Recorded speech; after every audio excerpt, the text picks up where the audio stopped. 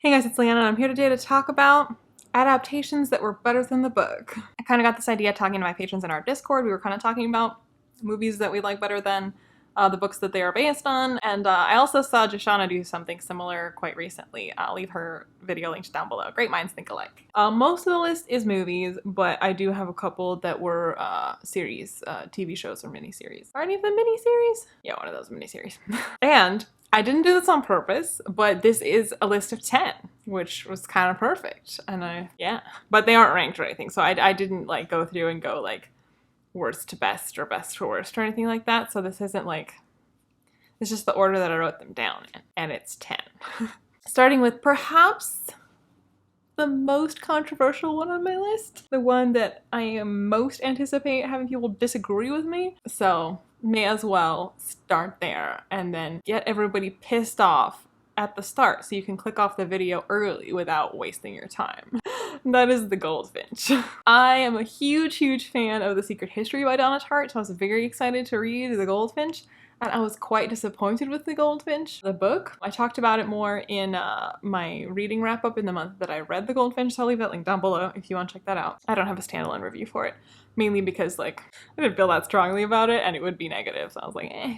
I did, the movie was available to watch on Prime, so I don't have to pay for it. And I'd heard it kind of universally panned, and after not really loving the book, I was very curious. I didn't have to pay extra for it, so I was like, why not? And the movie was quite good. I don't think, it's not like an all-time favorite movie or anything, like it's not a movie that like I'd go out of my way to watch again, although I would watch it again. But I thought the movie did a really good job adapting the book for one, so if we're just like basing our judgment off of how loyal it is to the book, the movie is very loyal to the book, so I don't know how anyone could be mad at the movie if they were coming at it from that perspective of like, this was nothing like the book. It's very true to the book, so from that perspective, like, they did a good job. And then a lot of the things that like, I did end up like looking up some reviews to be like, what was people's problem with this? A lot of the problems people had with the movie, I was like, did you read the book? Because like, that's what the book is like.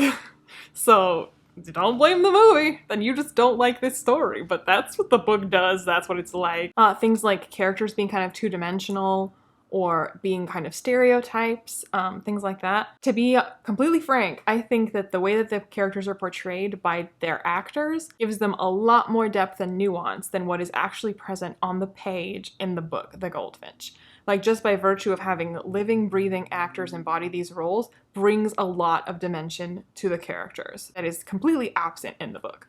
So, do I think they are the most nuanced characters ever in the movie? No. But coming off of reading the book, by comparison, by contrast, I think they're better in the movie. The movie's very well cast. I think Ansel Egg something, the dude who plays the main character of The Goldfinch, I think he does a great job. I think he's a good choice for the role. Also, the actor who plays his friend, he's kind of one of the ones that are kind of more of a stereotype, kind of almost an offensive stereotype in the book. This actor was also in Dunkirk. I don't know, I feel like he's an actor to watch because I've liked him in everything that I've seen him in. Nicole Kidman was excellent. Everyone in it. It was really good. And I thought it was really beautifully shot. And I thought it was evoking the kind of like philosophical, poetical kind of vibe that the book was kind of going after. And I think the choice in the film to tell it non-linearly, to kind of cut from the present to the past, it created a lot more structure and a lot more like sense of directionality for the film. The movie just kind of like, did I say the movie? Did I say book? Okay, the movie does that well. The book, because it's all told completely linearly, there's this like, okay, where are we going with this? What's the point of this? But there is this kind of like faded feel to the movie because we kind of know, not the entire end, but like more towards the end where this is kind of going. And it creates that kind of like towards zero kind of feeling that I think helps you feel more invested in what's going on, at least for me. So I think the movie is way better. Next I have Stardust. This is a book by Neil Gaiman, and that's coming from me. A huge fan of Neil Gaiman. But in my opinion, the movie Stardust is a lot more fun, a lot more interesting, a lot more whimsical, a lot more engaging than the book Stardust. Stardust is probably one of my least favorite things Neil Gaiman's ever written. I just feel like for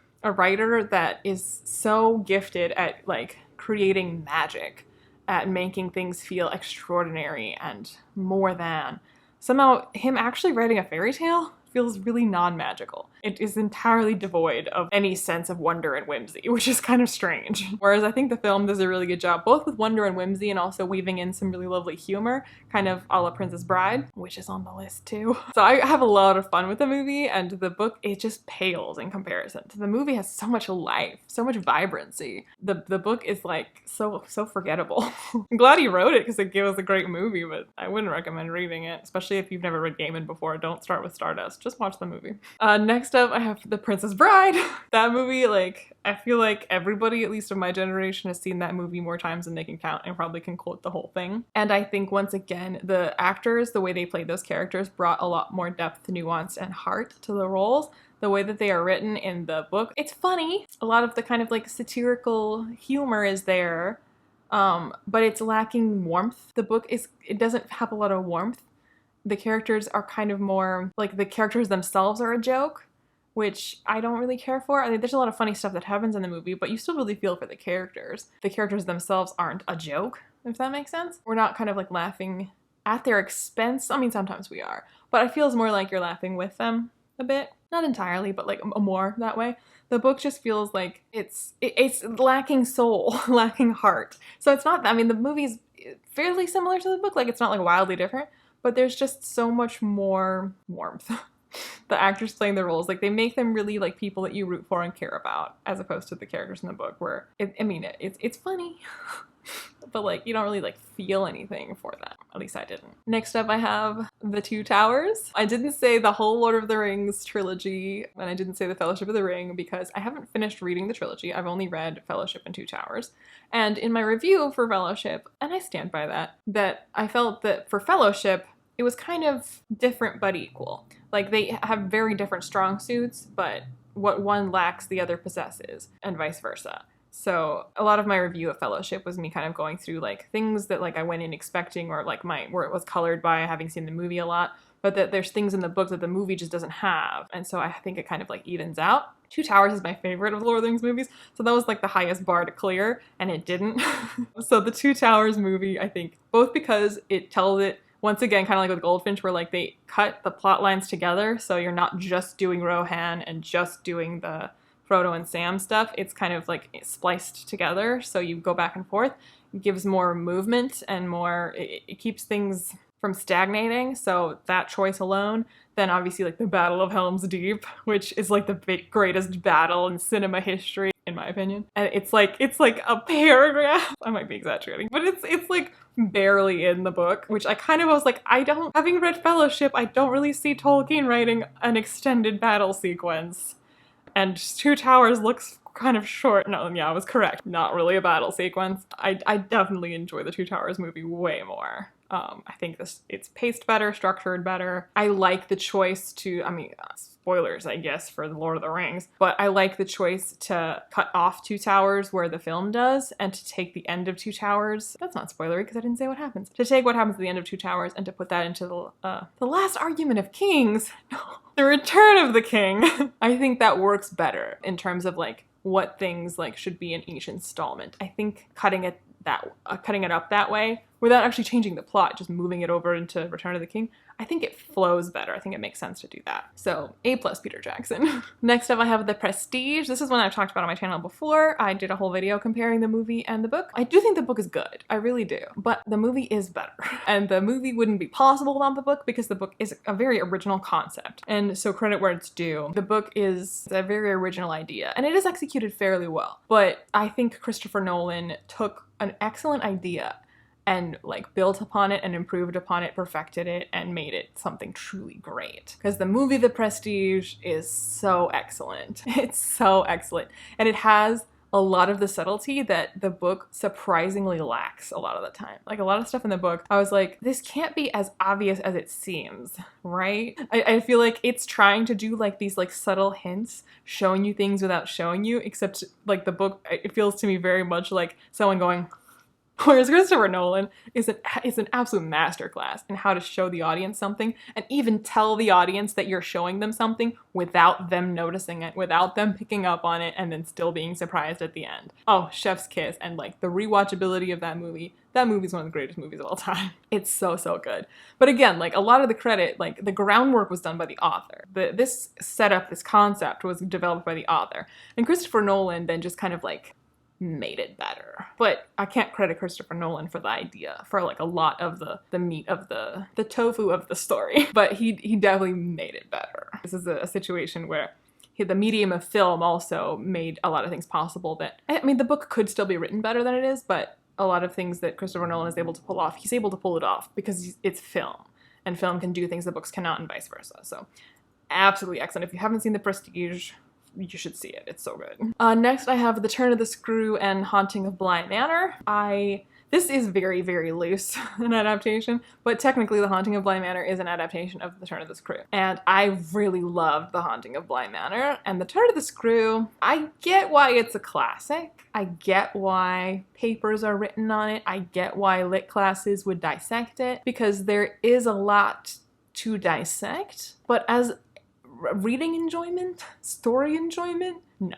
I really did not care for The Turn of the Screw. As a story about people, it's not very good in my opinion. It's more interested, I don't really feel like it's interested in telling a story about people, which, you know, fair play. Like if that's not what it's trying to do, I can't really like knock it points for not doing a thing that it wasn't really even trying to do. But The Haunting of Bly Manor is an incredibly character-driven adaptation.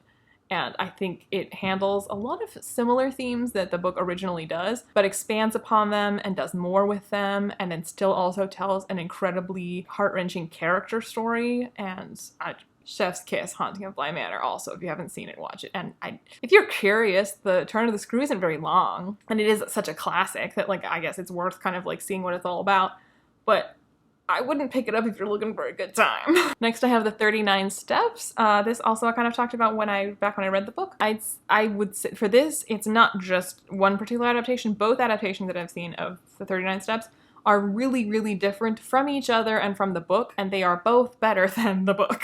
The book is not very good, and I was so shocked by how bad the book was after seeing two wildly different adaptations, both of which were way better. The Hitchcock adaptation in black and white is a really fun old Hitchcock movie that I like black and white movies, I like old movies, and if you like old movies, I recommend it. It's a fun one. And then the new adaptation that was done, I think, for like BBC or ITV or something like that with Rupert Penry Jones is much more modern, obviously, not just in terms of like, you know, technical aspects, but also they've like added more modern elements and modern sensibilities to the story. And actually, amazingly, even back in Hitchcock's time, he did this. And now in the new adaptation, they also did this, which made me think this was part of the book, and I was shocked that it wasn't, because both adaptations did this. Added a female character that goes kind of on this like espionage like adventure with the main male character. There's a female character that becomes involved in the Hitchcock one, and there's a female character that becomes involved in the new one. And the female character that becomes involved in each of them is really different and kind of comes into it for different reasons, which is why I kind of assumed that like, oh, well, then the newer version is probably the more accurate version, and then like the old Hollywood version, they just kind of like did something different with the female character because they did that a lot back then. But no, she just doesn't exist. That's just like not a thing in the book. There is no female character. The book is like, I've read a lot of dated books. I've read a lot of classics. 39 Steps is so incredibly dated. It's kind of painful. So I recommend the Hitchcock movie. I recommend the TV adaptation, the miniseries. I think it was either made for TV movie or miniseries. Both are really good. Don't read the book. Don't waste your time. Next on my list is The Count of Monte Cristo. I do really like the book, but the movie I've watched a lot, and the movie changes something really kind of critical about.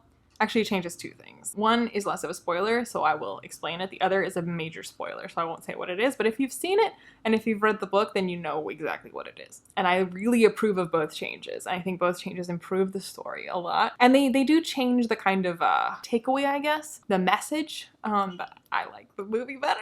So the change that I will talk about, or that I can talk about, is that in the book and in the movie, there are basically three people that Edmond Dantes holds responsible for his imprisonment in the Chateau d'If.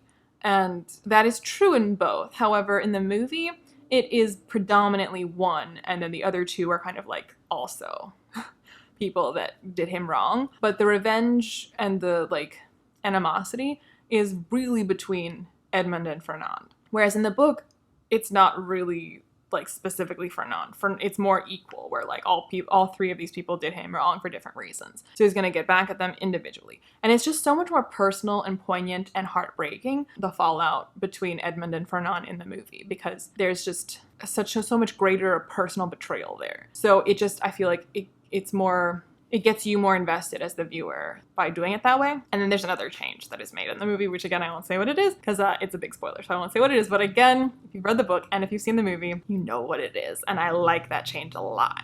Next up is the discovery of witches, or a discovery of witches. At first, I kind of thought the book might be slightly better than the show. And then the second book was just such complete garbage.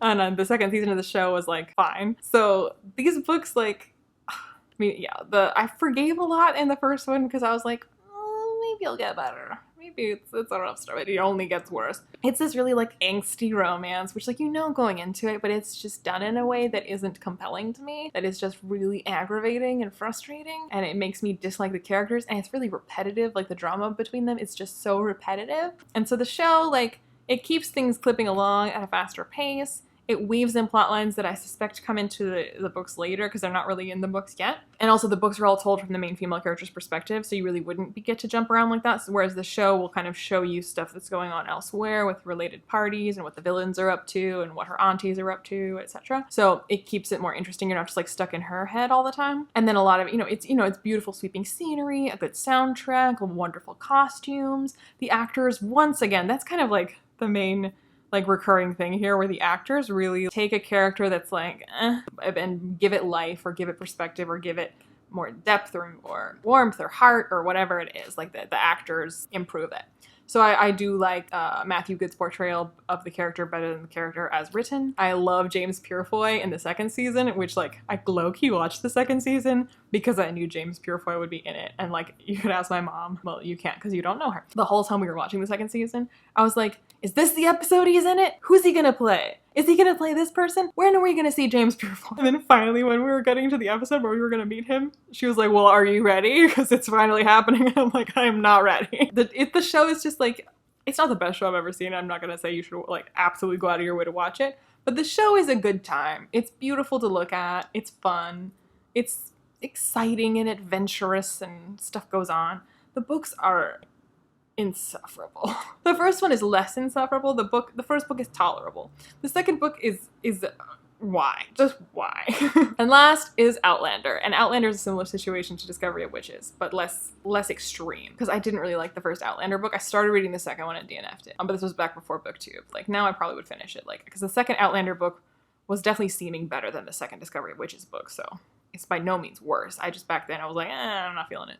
So I would DNF it because I wasn't reviewing it for anyone. But Outlander is a similar problem to Discovery of Witches, where like it's all told basically from her perspective, and her internal thoughts are really obnoxious and really annoying, insufferable, infuriating, and make me really dislike her as a character.